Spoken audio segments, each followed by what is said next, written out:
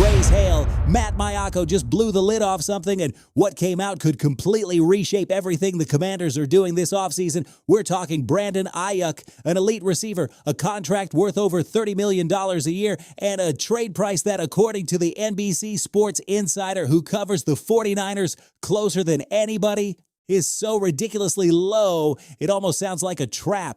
Because MAIOCCO went on the Rich Eisen show and said out loud what nobody wanted to confirm, San Francisco would be willing to let Aiyuk go for a 7th-round pick. A 7th, the cheapest pick in the draft, the one you throw in just to see what happens. The question that has the entire DMV on high alert right now is not whether the Commanders can get him. The question is whether Adam Peters makes his move before another team beats him to it, or whether he has a completely different plan that nobody in Washington has fully figured out yet. And while that decision is cooking inside Ashburn, there is something happening on the left side of the offensive line that is being criminally ignored, because Tunsil and Chris Paul just confirmed something that changes the entire analysis of this offensive line heading into 2026, and it has direct implications for how protected Jaden Daniels is going to be from the moment that first game kicks off.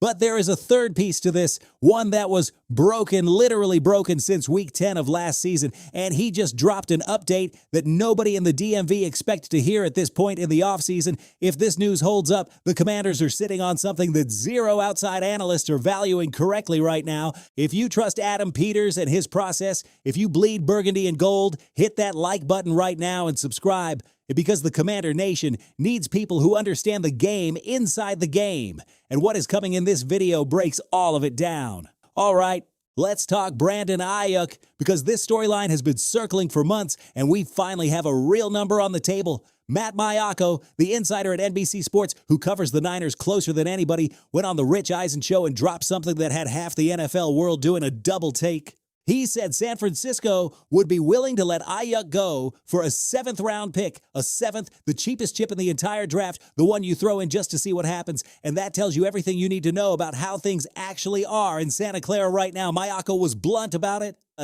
At this point, the Niners aren't getting more than that. The relationship is broken. Last year, Aiyuk played 4 games before going down with an injury, and the dynamic between him, Kyle Shanahan, and John Lynch has reached a point of no return. MAIOCCO doesn't see any realistic chance of Aiyuk being in San Francisco by week 1. None. Now, does that mean the Commanders should jump? Well, here's where Adam Peters reminds me exactly why I trust this man. Reports coming out of Ashburn say Peters is not going to trade for Aiyuk. He's not giving up picks, not even a 7th rounder, while there are this many unknowns still floating around. And that is the smart play, fam. A 7th might sound like nothing, but Peters is thinking about the big picture. Washington already doesn't have a 2nd-round pick this year because of the Tunsil trade. No 4th-round pick either. Building that draft capital back up is part of the philosophy. And then on top of all that, you've still got the elephant in the room, which is Aiyuk's contract. This man is on a deal worth over $30 million a year. Trading for him means taking on that contract. But if San Francisco cuts him, then Aiyuk hits the open market. He negotiates directly. And if the number makes sense for both sides, then we have a real conversation. That right there is the actual play Peters is running. Patience, because if the Niners cut Aiyuk, he becomes a free agent, and the Commanders don't have to give up a single pick to sit down at the table with him. All they have to do is convince him that Washington is the right destination, that Jaden Daniels is the quarterback he wants to build something with, and that the DMV is ready to embrace him. The problem?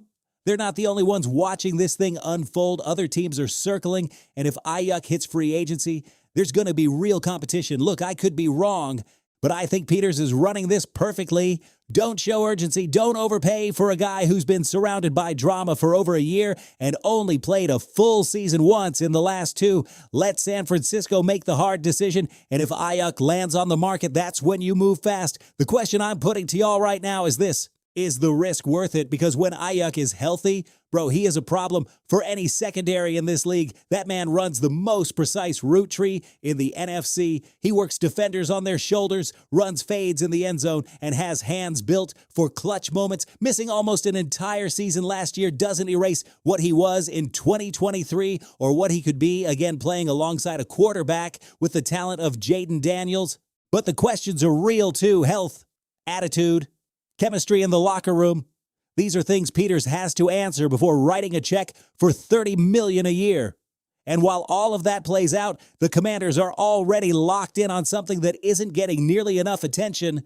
There's something Commanders fans sometimes don't appreciate enough, and it's what's happening in the trenches on the left side of that offensive line. Because while everybody's talking about wide receivers and draft picks, Laramie Tunsil and Chris Paul have been quietly building one of the most trustworthy left side partnerships in the entire NFL. After Washington re-signed Paul on a one-year deal to maintain continuity, Tunsil went public with his love for playing alongside his guard, and the response Paul gave in a recent interview, man, it was pure. He said word for word that playing next to Tunsil has been one of the greatest honors of my life.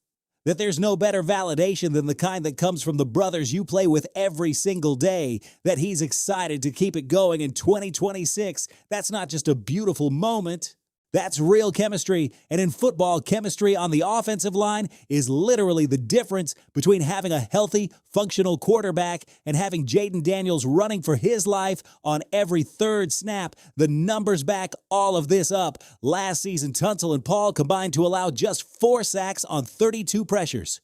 Tunsil finished with the second best pass blocking grade in the entire league at 88.9. They were the primary reason the Commanders nearly cut their total sack count in half compared to the season before, and that matters more right now than ever because the center position is an open question. Tyler Biadasz was released. There's a hole in the middle of that offensive line that still doesn't have a name attached to it. The continuity on the left side then isn't a luxury. It's the anchor that's going to hold that front together while whoever wins the center job learns the signals, learns the communication, learns to identify stunts and twists from NFL defenses in real time. Tunsil was so dominant last season that the Commanders gave him a massive extension to keep him in the DMV. And Peters understood that if you have Tunsil, you need the man who plays right next to him. You can't break that synergy. You can't plug someone new in there and expect the same results. Chris Paul is part of that ecosystem, and re-signing him was a quiet but brilliant decision. The challenge in 2026 is maintaining that level with a new piece at center. Whoever steps into that role, Tunsil and Paul are going to be the veterans who guide him, who teach him how to read a defense, who bail him out while he finds his footing. That's trench leadership. That's what keeps Jaden Daniels upright. And speaking of players who are going to be critical for everything we're building on this roster, all right, Health Update Day, and before anyone checks out, hold on, because Trey Amos is not just any player. This man, in his rookie season, was probably Washington's best cornerback until he broke his fibula in Week 10. In just 10 games, in just 8 starts, he was already showing that he could be an elite piece in that secondary. A 6'1", 195-pound corner with the hip fluidity to lock down any wide receiver in man coverage, the instincts to jump routes, and the confidence to play press coverage from day one. That kind of player doesn't grow on trees in the NFL, and we had him balling out before the injury took him away. Now, Amos jumped on an Instagram Live, and when a fan asked him about the leg, here's exactly what he said. "Leg's going good, man. For real, for real. I just left a workout nearly 5 minutes ago."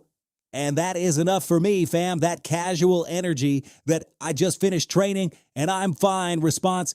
That is not what someone says when they're worried about their recovery. What this means on the field, the Commanders already let Marshawn Lattimore walk. Jonathan Jones and Noah Igbenegany are gone too. They brought in Amick Robertson for the slot, and they've got Mike Sainristil and Amos projected as the outside corners. Ahkello Witherspoon is in the room for depth. But Amos being healthy, Amos being the Amos we saw before the injury, that raises the ceiling of that entire secondary in a real way. Durrani Jones is coming in as the new defensive coordinator, and he is hungry to work with this talent. If Amos arrives at training camp at 100%, not 95, not 98, 100, the Commanders have the foundation to build a secondary that can hold up alongside the pass rush talent they've been bringing in all offseason. The offseason program kicks off on April 20th. OTAs start next month, and the question hanging over everything is whether Amos participates fully from the jump. Based on what he said, everything points to yes. Look, the 2026 Commanders offseason is a masterclass in patience and calculated moves. Peters isn't chasing Aiyuk out of desperation. He's waiting for the right moment. Tunsil and Paul are anchoring that left side with a chemistry that opposing teams should already be studying on film. And Trey Amos is back, ready to remind the NFL that what he did as a rookie was no accident. There are still pieces to put in place. The draft is coming. The wide receiver situation is still open. But Commanders Nation, this team is being built the right way. And that has me locked in. Drop it in the comments right now. If San Francisco cuts Aiyuk and he hits free agency, do you sign him in Washington or have we moved on? Let me know down below. Hit that like button if you're riding with these Commanders all the way and subscribe because we are covering every single move until we get to that Super Bowl. Raise hail.